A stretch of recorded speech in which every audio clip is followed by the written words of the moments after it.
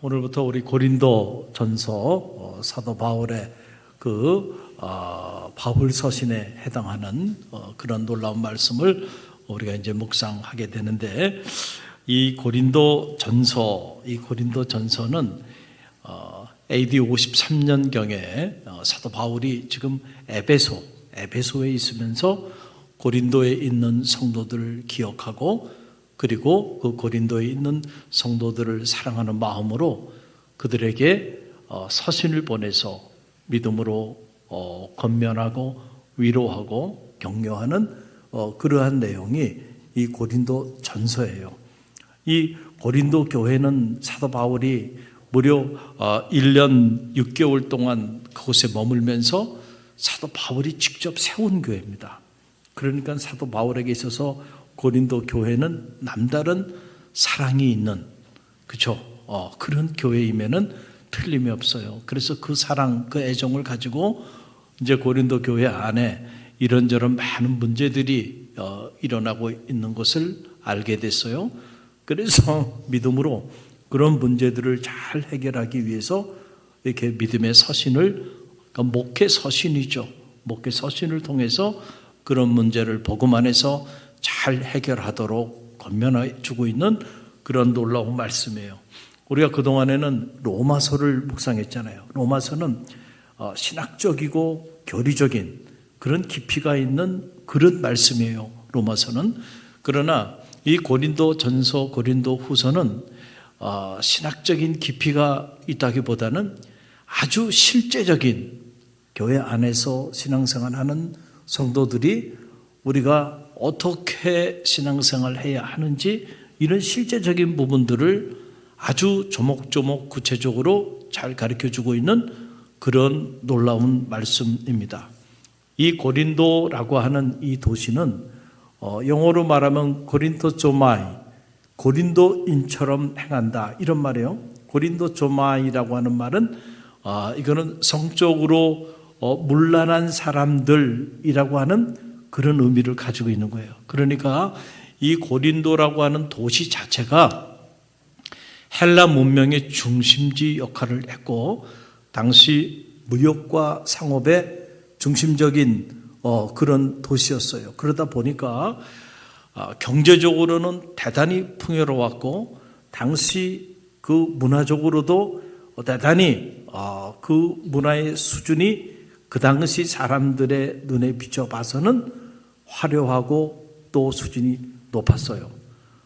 그런데 영적인 면에서 보면 이 고린도라고 하는 도시만큼 타락한 도시가 또 없었다라고 하는 거예요. 참 우리가 생각하기에 문화 수준도 높고 경제적으로도 풍요로우면 영적으로도 깊이가 있고 성숙하면 참 좋겠죠. 그런데 우리가 역사를 보면 이것이 함께 가는 경우는 거의 없어요. 여러분들이 경제적으로 풍요로워지잖아요. 그러면은 안타깝게도 영적으로는 무너질 확률이 큽니다.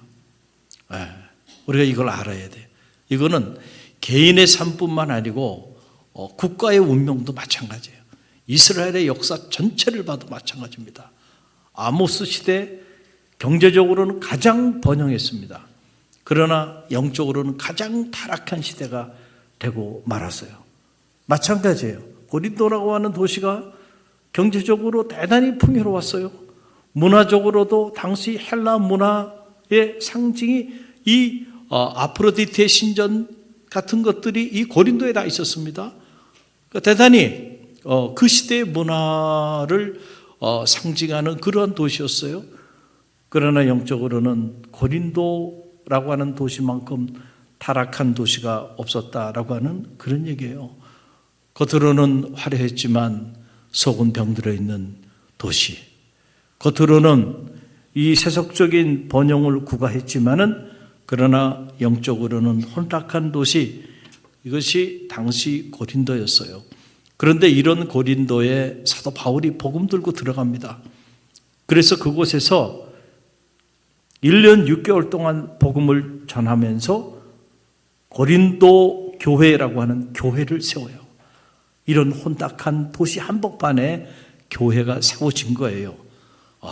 자, 그러다 보니까 이 교회 안에 이런저런 많은 문제들이 끊임없이 야기되고 있었다는 거예요. 자, 오늘부터 우리가 묵상해 나갈 텐데, 먼저 오늘은 서론적인 차원에서 부르심과 하나님의 교회 한번 따라해 보세요. 부르심과 하나님의 교회. 부르심과 하나님의 교회라고 하는 이 주제를 가지고 잠시 묵상하길 원하는데요. 1절 말씀입니다. 함께 읽어봅니다. 하나님의 뜻을 따라 그리스도 예수의 사도로 부르심을 받은 바울과 형제 소스데네는, 자, 사도 바울이 이 고린도 교회에 서신을 보내면서 나는 누구인가 자기 자신에 대하여 소개하고 있는 거예요. 항상 사도 바울은요, 이 서신을 쓰면서 그 서두에 나는 누구인가, 나에 대한 자기 정체성에 대한 자기 자신에 대한 데피니션, 나는 누구인지 나에 대한 분명한 정의를 내리고 있는 모습을 보게 돼요. 저는 다시 이 고린도서를 묵상하면서, 특별히 오늘 이 1절의 말씀을 다시 묵상하면서 제 안에 오는 도전과, 그리고 이것이 바로 사도 바울이 마지막 순간까지 그 수많은 시련과 역경과 고난 속에서도 보이지 않는 수많은 영적 전쟁에 무너지지 않고 마지막 순간까지 복음의 위대한 역사를 이룰 수 있는 영적인 비밀이구나, 이걸 알게 된 거예요. 자, 이게 그냥 인사치레로 하는 그런 고백이 아니에요. 자, 보세요. 사도 바울이 나는 누구인가? 나는 하나님의 뜻을 따라 부르심을 받은 사람이라는 거예요. 여러분, 이게 중요한 거예요. 여러분, 나는 누구예요? 나는 하나님의 뜻을 따라 부르심을 받은 사람. 정말 내가 나 자신에 대해서 이런 선명한 정체성을 가지고 있다고 한다면 우리는 영적 전쟁에 승리할 수 있습니다.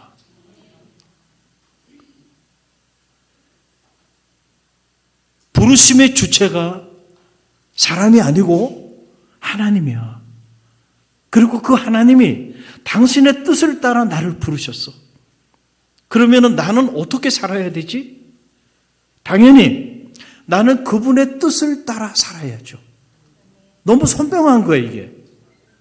우리가 시험에 들고 우리가 사역을 하다가 무너지고 보이지 않는 수많은 사탄의 영적 전쟁에 우리가 실패하는 이유가 어디냐면 자꾸 우리도 모르는 사이에 우리는 하나님의 뜻보다는 내 뜻을 앞세워요. 이게 문제가 되는 거죠. 언제나 내가 하나님의 뜻을 따라 하나님께로부터 부르심을 받은 사람이라는 생각이 정말 내 안에 강하게 자리하고 있다고 한다면 무슨 일을 만나든 어떤 상황에 있든지 간에 하나님의 뜻을 물어볼 겁니다. 하나님, 제가 이런 사역을 해야 되는데 하나님, 이 사역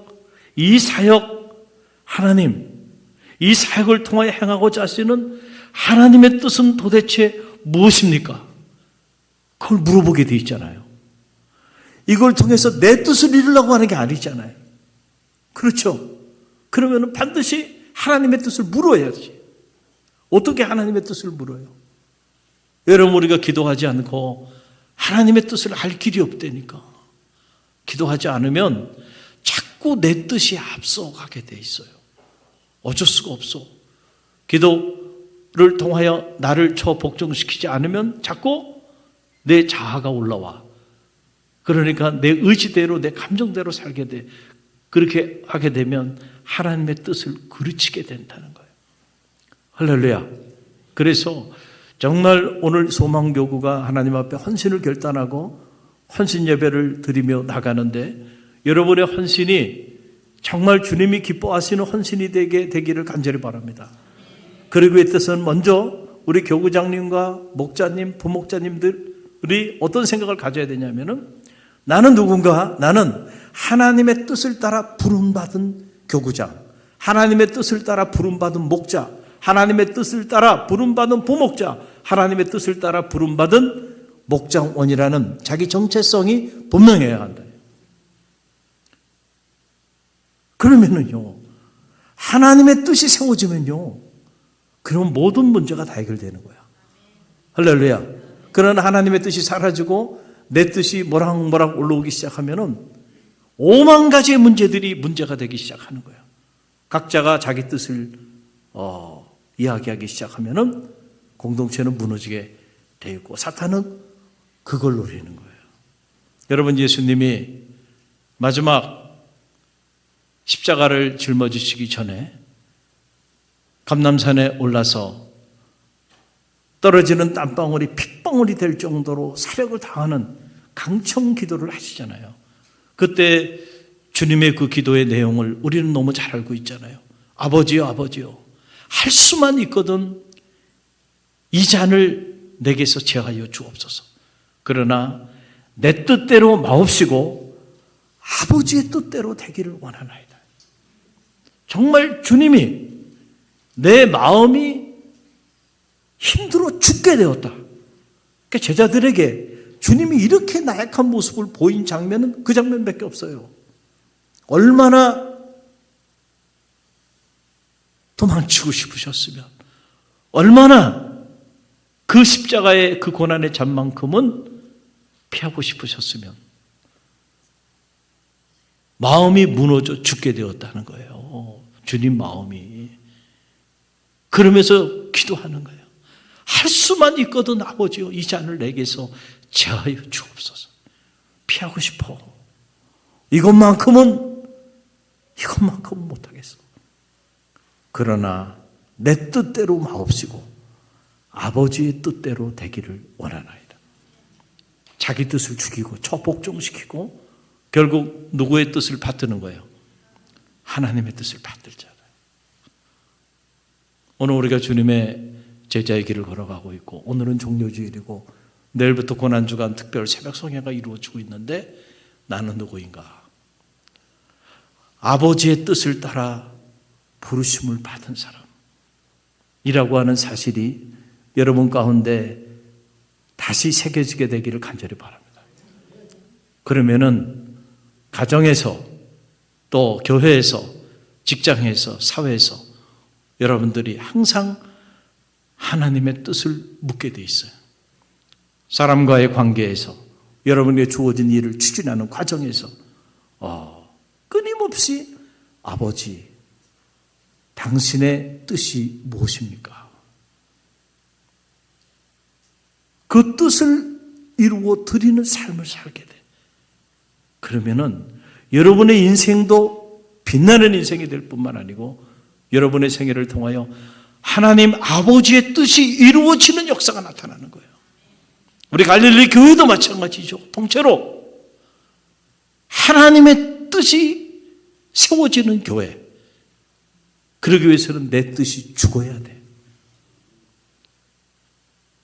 나는 죽고 예수로 사는 거예요. 그럴 때 이 교회가 주님의 뜻을 이루어 드리는 그런 공동체로 세워지게 되는 거예요. 할렐루야. 이 사도 바울의 이 뿌리 깊은 영성을 본받는 우리 갈릴리 모든 성도들이 되시길 바라고요. 또 하나, 오늘 이 말씀을 묵상하면서 저 안에 참 충격적인 교훈으로 와닿는 것은 교회라고 하는 거예요. 하나님의 교회. 야, 그렇구나. 고린도 교회가 이렇게 수많은 문제들이 많은데도 사도 바울은 그 교회를 하나님의 교회라고 부르는구나. 할렐루야. 이 내용을 접하면서 큰 은혜와 도전을 받습니다. 먼저 2절 말씀인데요. 우리 함께 읽어봅니다. 고린도에 있는 하나님의 교회, 곧 그리스도 예수 안에서 거룩하여지고 성도라 부르심을 받은 자들과 또 각처에서 우리의 주 곧 그들과 우리의 주 대신 예수 그리스도의 이름을 부르는 모든 자들에게 아멘. 자, 이렇게 보게 되면 고린도 교회를 사도 바울이 어떻게 칭하고 있어요? 하나님의 교회. 이렇게 문제가 많은데 당시 고린도 교회 안에는 분열, 교회 안에 파들이 많았어요. 여기는 바울파라 그러고 여기는 아볼로파, 나는 게바파. 그래서 파당이 적어가지고 서로 분열하고 싸우고 있었어요. 또 음란의 문제, 이 성적인 문제가 대단히 그 고린도 도시라고 하는 사회의 문화와 맞물려 가면서 대단히 불경건한 성적인 타락, 고린도 교회 안에 여전히 그대로 들어와 있었다. 그리고 서로 시시비를 가리기 위해서 성도들끼리 서로 소송을 걸고요, 서로 싸우는 거예요. 야, 이게 교회야? 이런 느낌을 받을 정도예요. 또 하나님이 은사를, 각각의 은사들을 주셨는데 그 은사를 막 남용하고 그 문제로 인해서 또 교회의 덕을 세우지 못하고 어려운 문제들이 벌어져요.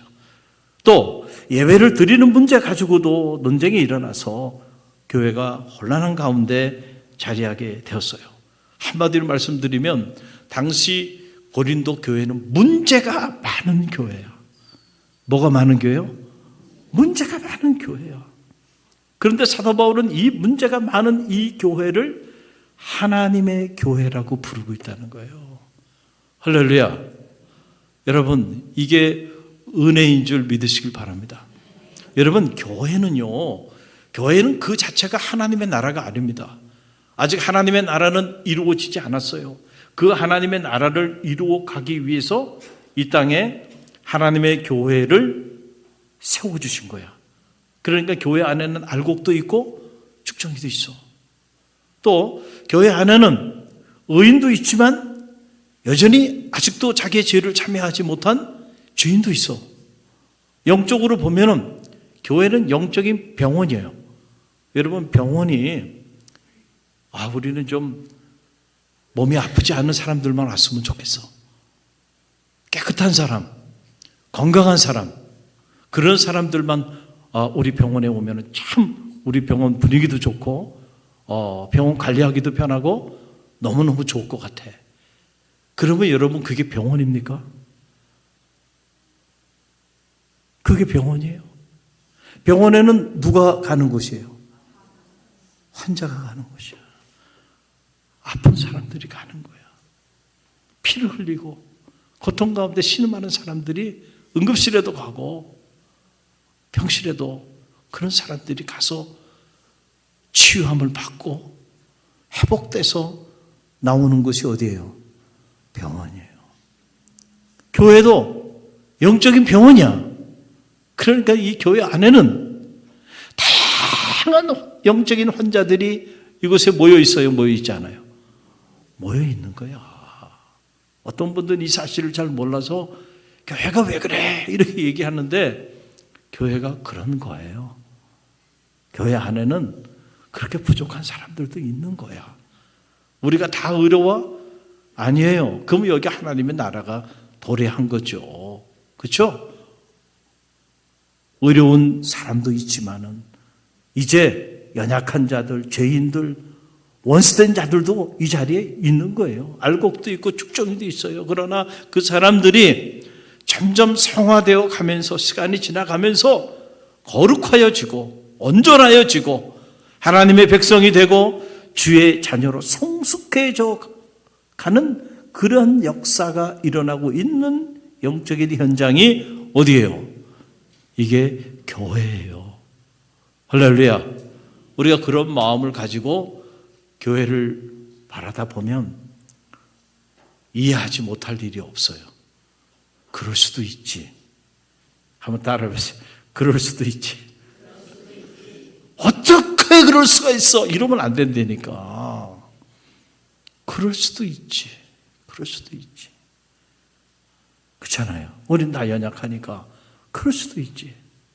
네. 연약함에도 불구하고 부족함에도 불구하고 여전히 우리는 하나님의 교회임을 믿으시기를 간절히 바랍니다. 그래서 이 하나님의 교회, 오늘 2절 상반절 보세요. 왜 그러냐면 함께 읽어봅니다. 그리스도 예수 안에서 거룩하여, 자 함께 읽습니다. 시작. 고린도에 있는 하나님의 교회 곧 그리스도 예수 안에서 거룩하여지고 성도라 부르심을 받은 자들과 그랬어요. 자, 하나님의 교회 곧 그리스도 예수 안에서 거룩하여져 가고 있는 누구예요? 성도. 할렐루야. 아직 완전히 거룩한 존재가 된 게 아니에요. 거룩하여져 가고 있는 성도들.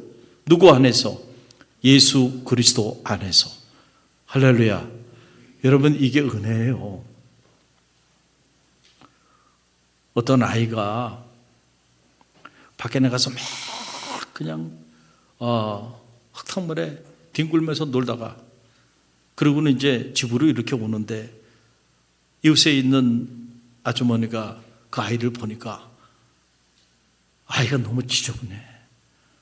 아우 지저분해. 그러면서 그 아이 곁을 피했어요. 그런데 그 모습을 뒤에서 지켜봤던 그 아이의 엄마가 내 아이인데? 이게 무슨 말이에요? 겉으로는 상태가 이 아이가 흙탕물에 막 뒹굴었어. 그래가지고 사람들이 보기에는 가까이 하고 싶지 않은 얘가 왜 이렇게 지저분해? 왜 이렇게 더러워? 그런데 그 엄마에게는 그 어린이는 누구예요? 내 아이야. 아무리 걔가 흙탕물에 뒹굴고 똥바가지를 뒤집어 썼어도 걔 신분이 바뀌진 않아.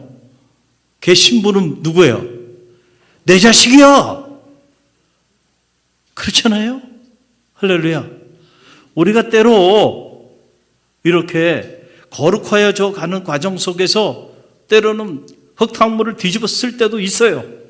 그렇다고 우리의 신분이 바뀌는 게 아니야. 예수 그리스도 안에서. 고린도 교회가 아무리 이렇게 문제가 많아도 여전히 하나님의 교회일 수 있는 이유는 그들이 예수 그리스도의 십자가의 사랑 안에서 거룩하여져 가고 있기 때문에. 할렐루야. 이 비밀을 모르는 사람은 피하고 덜 던지고 왜 이렇게 지저분냐고 얘기할 수 있겠지만은, 그러나 이 비밀을 아는 사람들은 여전히 우리는 존귀한 존재임을 믿으시길 바랍니다. 내 아이야. 내가 이 아이를 위하여 내 생명을 내어 던졌어. 무슨 소리를 하고 있어? 사도 바울의 심정이 지금 이 고린도 교회를 향한 심정이야. 얼마나 많은 사람들이 고린도 교회에 대해서 비난했겠어요. 그런데 사도 바울에게 있어서는 이 고린도 교회는 내 아이야. 하나님의 교회야. 할렐루야. 주님의 눈도 별반 다르지 않다는 거예요. 성도는 상태가 아니라 신분으로 존재가 결정된다는 거예요. 때로 우리는 넘어질 수 있습니다. 그러나 우리의 정체성은 변하지 않습니다. 하나님은 우리를 여전히 성도라 부르십니다. 영접하는 자, 곧 그 아들을 믿는 자들에게 하나님의 자녀가 되는 권세를 주셨다. 권세 중에 최고의 권세는 하나님의 자녀가 되는 권세. 이 신분은 안 바뀌는 거예요. 할렐루야. 또 하나, 오늘 이 하나님의 교회에 관한 정의를 하면서 받는 영적인 도전이 이거예요. 2절 하반절을 보세요. 2절 하반절 함께 읽어봅니다. 또 각처에서 우리 주 곧 그들과 우리의 주 대신 예수 그리스도의 이름을 부르는 모든 자들에게 그랬어요. 자, 이게 하나님의 교회, 곧 고린도 교회에 대한 정의야. 첫째는 예수 그리스도 안에서 거룩하여져 가고 있는 성도. 이게 하나님의 교회, 곧 고린도 교회라고 하는 얘기고, 또 하나는 각처에서 모여든 사람들, 각처에서 모여들어서 예수 그리스도의 이름을 부르는 모든 자들, 그들이 누구라는 거야? 교회라는 거예요. 하나님의 교회. 할렐루야. 여러분, 여기에 놀라운 영적인 비밀이 담겨 있어요. 고린도 교회 안에 무역과 상업의 중심지다 보니까 각처에서 사람들이 모여들었어. 그래서 그들이 예수 그리스도를 구주로 이름을 부르기는 하는데 보니까 영성도 컬러가 있다고 그들의 그 영적인 모습이 다 다양해.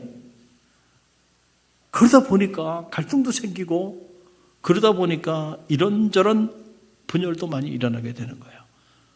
그 교회 안에는 잘난 사람도 있고 세상적으로 봤을 때 또 부족한 사람도 있고 영적으로도 연약한 사람이 있는가 하면 영적으로 강한 사람이 있고 다양한 인종이 그곳에 모여 있다 보니까 거기에 끊임없는 갈등이 있고 분열이 있고 어려움이 있는 거예요. 제가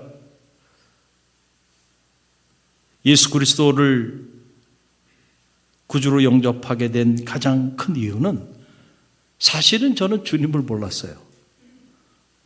그런데 교회를 사랑했던 거야. 처음부터 교회를 사랑한 건 아니고요. 제가 돌아보면 초등학교 시절에 무슨 부활절이라든지 크리스마스라든지 이런 특별한 날들이 있을 때 동네 형을 통해서 끌려가다시피 그렇게 교회를 갔어요.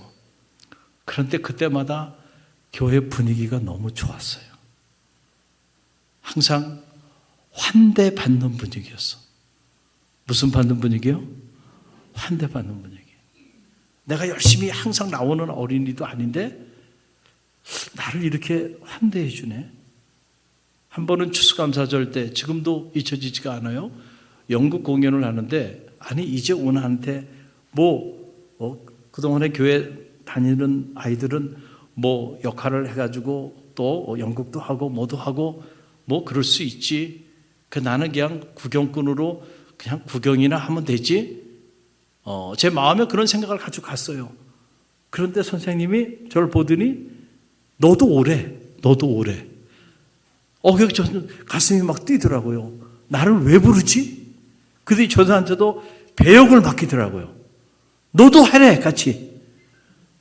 그래가지고 깜짝 놀랐어요.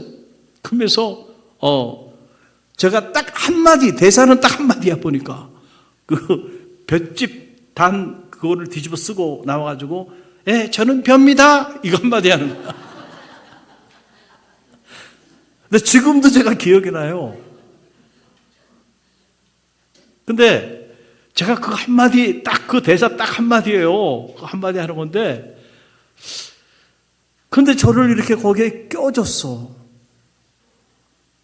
그리고 함께 이 공연을 할 수 있도록 기회를 줬는데, 그때, 제가 받은 이 교회라고 하는 것이 따뜻한 것이구나. 이렇게 나를 이렇게 환대해 주는구나. 그게 제 마음에, 그래서 교회가 좋았어요. 그 교회에 대한 좋은 이미지를 제가 가지고 있다가 초등학교 고학년이 되면서 새벽기도도 하고 동네 형을 쫓아서 귀섭이라고 하는 형이에요. 그 형을 쫓아서 어디서 지금 뭘 하는지 그 형님 한번 만나보고 싶어요. 내가 목회자가 되는지 알면 아마 뒤로 나가 자빠질 거예요. 얼마나 제가 속을 썩였는지 그 형님. 그러다가 중학교 가가지고 또 교만해졌어요. 그래서 왠지 유치한 애들만 교회 가는 것 같아서 또 참 교회를 떠났던 그런 적이 있는데, 그럼에도 불구하고 다시 교회로 돌아오게 된 건 그때 그 따뜻한 교회 분위기가 주마등처럼 지나가면서 하나님 앞에 내가 눈물 콧물 흘리고 내가 다시 주님께로 가고 싶다. 그래서 교회로 가게 된 거예요. 할렐루야. 여러분, 교회는 이 환대 공동체가 돼야 돼. 주님 보세요. 우리가 누가복음 19장에 보게 되면 삭개오의 이야기가 나오잖아요. 삭개오는 세리였어요. 당시에 사람들에게 정말 정죄받고 또 정죄받았던 그런 사회 악의 하나의 상징적인 인물이 세리였는데, 그래서 주님이 가신다는 소리를 들었지만 감히 사람들 앞에 나설 수가 없어서 삭개오가 뽕나무 위에 올라간 거 아닙니까? 저 나무 위에서라도 좀 보고 싶어가지고. 그런 삭개오의 마음을 주님이 아셨잖아요. 그 많은 사람들이 있는 곳에서 주님이 삭개오 보고 뭐라 그래요? 삭개오야, 삭개오야, 내려오라. 내가 오늘 너희 집에 유하리라. 여러분, 이것은 당시 단순히 예수님이 삭개오 집에 가서 식사 한번 하겠다는 얘기가 아니잖아요. 너희들이 그렇게 정죄하는 저 삭개오, 내가 저 삭개오를 받아들인다는 거예요. 내가 오늘 저 사람의 집에 가서 같이 식사할 거야. 너희들이 저렇게 손가락질하는 저 삭개오, 내가 환대한다는 거야. 할렐루야. 여러분, 주님이 이걸 우리 가운데 보여준 거 아니에요? 근데 지금 고린도 교회 안에 너무 이 갈등과 분열이 많은 거예요. 주님께서 우리를 환대하셨듯이 서로 환대했으면 이런 문제가 없었을 텐데. 제가 가슴 아픈 이야기를 좀 할게요. 오늘 두 교회를 짧게 소개하려고 그래요. 이걸 소개해야 되나 말아야 되나 몇 번 망설였어요. 그러나 또 마음을 주시니 하나님의 뜻인 줄 알고 제가 소개할게요. 제가 군대 전역하고 저 동대문 흥인 지문에 있는 동대문 감리교회라고 하는 교회 중고등부 사역자로 사역을 하게 됐어요. 이 동대문 교회는요, 여러분 대단한 교회입니다. 1891년에 세워졌으니까 지금으로 말하면 역사가 올해로 135년이나 되는 역사와 뿌리가 있는 교회예요. 한국 근대사와 함께 했고, 그리고 이 동대문 교회는 대한민국 최초로 서양식 여성 의료기관이 이곳에 세워졌고, 그 의료기관과 함께 교회가 세워진 그런 한국 근대사에 있어서 그 역사적인 뿌리를 가지고 있는 그런 교회고, 우리가 잘 알고 있는 윌리엄 스크랜톤이 이 동대문 교회 초대 목사님이셨고, 그의 어머니 메리 스크랜톤 이화학당을 만들어서 지금의 이화여자대학의 효시가 된 한국의 미래를 생각하면서 젊은 여성 지도자를 세우는 일에 헌신했던 그런 하나님의 사람이죠. 또 이 동대문 최초의 서양식 이 보인 이 의료기관이 우리가 잘 아는 이화여자대학 이화의료원의 뿌리가 되는 거예요. 그래서 제가 군복무하고 돌아왔을 때만 해도 저 흥인지문 성곽위에 동대문 교회가 아주 멋있게 세워져 있었고, 그 옆에 그 이화여대 병원이 그 옆에 같이 있었어요. 이 동대문 감리교회는요, 대단히 파격적인 교회였어요. 당시 조선시대에 남녀가 유별하기 때문에 남녀가 같이 다니지도 못하고 같은 공간에 있지도 못하는 그런 사회적인 그런 환경 속에서 남녀가 같이 모여서 지금처럼 이렇게 최초로 예배를 드렸던 교회가 어디냐면 동대문 감리교회예요. 대단히 파격적인 그런 교회고, 또 그 지역이 흥인지문 그 지역이 어려운 지역이라 늘 가난한 사람들에게 언제나 열려있는 그런 교회였어요. 그런데 이게 세월이 이렇게 지나니까요, 점점 변질되기 시작한 거예요. 바뀌어지기 시작한 거예요. 그래서 제가 군 제대하고 동대문 감리교회 갔을 때 그냥 일반적으로 회자되는 이야기가 뭐냐면, 굴러 들어온 돌이 박힌 돌을 뺀다 라고 하는 말이 그냥 교회 안에 너무 많이 그냥 회자되고 있는 거예요. 그러니까 그 교회 출신이 아닌 사람은 그 교회에서 아무것도 하지 못해. 교회가 그런 교회가 되고 말았어. 그리고 당시 담임 목사님이었던 분은 또 교단 정치에 또 관심이 많으셔가지고 그렇게 다니시고, 그러다 보니까 교회가 겉으로는 화려해졌어요. 겉으로는 이상한 프라우드를 가지고 있었는데 내 쪽으로 제가 들어가서 보면 여러 가지 많은 문제들이 있게 된 거예요. 그러다가 이 교회가 지금은 흔적도 없이 사라져 버렸어. 저는 너무너무 가슴이 아파요. 이게 서울 성곽 복원 사업으로 인해서 사라졌다고 말하지만 그 내막을 아는 저에게 있어서는 그거는 겉으로 드러난 이슈고요. 그 내막 안에는 교회가 이미 그런 교회로 오랫동안 자리에 왔던 거예요. 그러다가 결국 담임자를 잘 세우지 못했고 그러다 보니까 이런저런 위기가 오게 되고 그래서 결국은 흔적도 남지 않아요. 지금 거기 흥인주문 지날 때마다 저기 교회가 있었는데 어떻게 저런 교회가 이 대한민국에서 그 교회의 흔적을 없앤다는 게 말이 되느냐 말이죠. 역사적으로도 마찬가지고 교회사적으로도. 그래서 이제 와서 스크랜턴 기념관을 세우면서 거기 안에 조그맣게 동대문 교회를 복원하겠다라고 하는 이야기들이 나오고 있는데 너무너무 가슴 아픈 일이에요. 품지를 못했어요.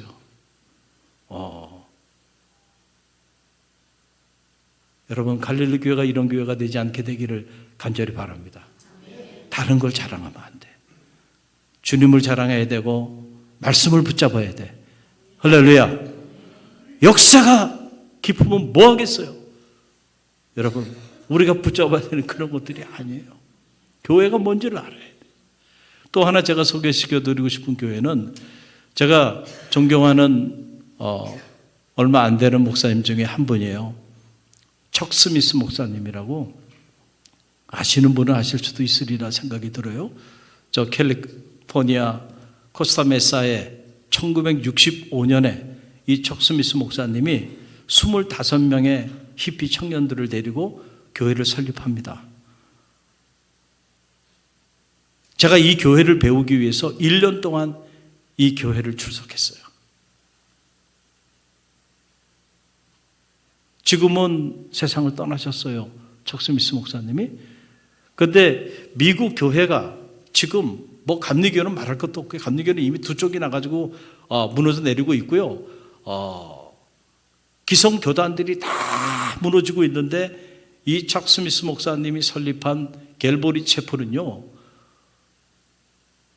개신교 교회사에 유례없는 영적인 성장을 이루고 있어요. 근데 어떻게 가능한가 이 교회가. 그 교회를 가보면 그 교회는 그 교회에서 차로 1시간 정도 가면은 로버트 슐러 목사님이 목회했던 크리스탈 교회가 있어요. 우리 손장로님은 아마 캘리포니아 계셨으니까 아실 거예요. 그 교회 가보면요. 얼마나 교회가 화려한지 몰라요. 크리스마스 때 이 공연을 가면은요. 진짜로 살아있는 낙타가 움직입니다. 그리고 진짜 살아있는 천사가 막 하늘에서 막 내려와요. 세계 최대의 공연을 하는 거예요. 이 공연을 위하여 1년 내내 동물원을 유지할 정도로요. 그렇게 로버트 슐러 목사님이 그렇게 목회를 했던 거야. 얼마나 화려한지 모릅니다. 하나부터 열까지 세계 최고가 아니면 안 돼. 하나님께 바치는 거는 세계 최고여야 돼. 그래서 크리스마스 공연 전 세계에서 최고의 공연을 해야 된다. 한쪽에서는 그렇게 가는 거고요. 한쪽에서는요. 교회를 가보면 단층으로 돼 있어요. 그리고 보면은 옷차림도 이렇게 캐주얼한 옷차림이에요. 그러니까 히피들이 청바지 입고 막 자다가 혼숙도 하고 그러다가 깨가지고 그냥 교회 나와도 부끄럽지 않는 분위기. 그리고 문이 여러 군데 있어가지고 누구나 아무 때나 들어올 수 있는 분위기. 그런데 이 척 스미스 목사님은 복음만큼은 양보하지 않은 거예요. 그래서 말씀을 전하는데 에베소서 1장 가지고 6개월 동안 설교합니다. 에베소서 1장 1절, 그 다음에 2절, 3절 이런 식으로 해가지고 1년 내내 이렇게 강의하는데요. 놀라운 사실은요. 설교만 거의 한 1시간 정도 해요.